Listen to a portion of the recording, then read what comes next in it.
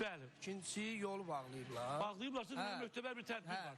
Üçüncüsü də mən də qayıtdım dedim ki, ona əlimlə işarə elədim ki, bir dənə yolu mən açına buradan bura da, yəni efirə gəlirəm mən sənə nə deyirəm ki? O agresiya ilə mənə cavab verdi. Əslində, keçən dəfə də bax, mən də dedim ki, nə ilə? Efirə gedirəm. Bizim telekanalımız elə bir strateji yerdə yerləşir ki, biraz qabağa gedirik. Fəxri Xiyabandır, burada böyük nazirliklər var, burada Milli Məclisin qarşısıdır, propka olur. Keçən dəfə Mehriban ayaqla qaçıb gəlmişdi. Mən bilirəm ki, sən heç vaxt polislərə qarşı bir şey eləməzsən, amma belə algılanıb. O əsəbi idi, mən yox.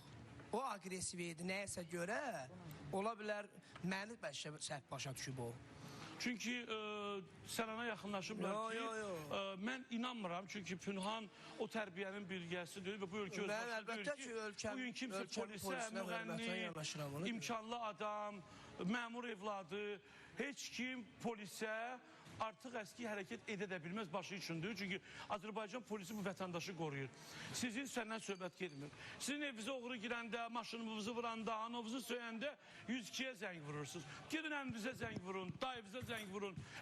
Amma polisə niyə zəng vurursunuz? Bilirsiniz ki, polis olanda heç sizə heç şey eləməyəcəkdir. Heç kim öz efirə gəlməyik. Biz kimik ki? Biz televiziyada aparacağıq. Amma qanun qarşısında mən istəyirəm sən bu açıqlamanı verəsən.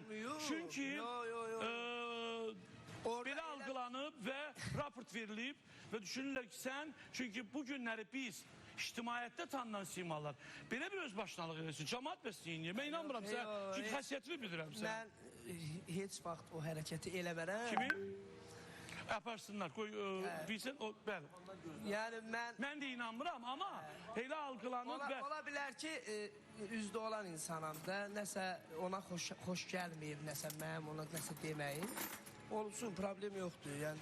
Amma sənin polisə qarşı heç hörmətsizliyin olmayıb, ola da bilməz. Aydınlaşdırar, əgər səhv odursa, mənə böhtan ata bilməz.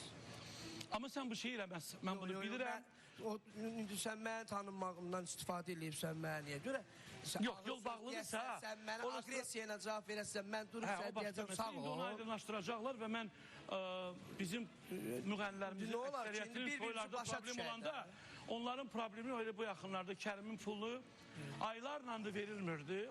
Bir aydan çox idi ki, sağ olsun cənab nazirimiz, general polkovnikimiz Vilayət Eyvazov vətəndaşlar arasında fərq qoymur. Onun üçün fərqi yoxdur. Tanınmış adamdır, sadə adamdır, dalandardır, süpürgəçidir.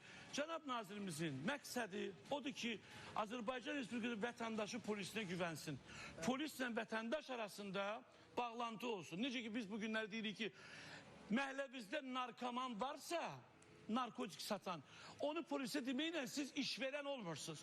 Siz öz balalarınızın, dostlarınızın, evlatlarını narkomanyadan qoruyursunuz. Gördünüz nə oldu?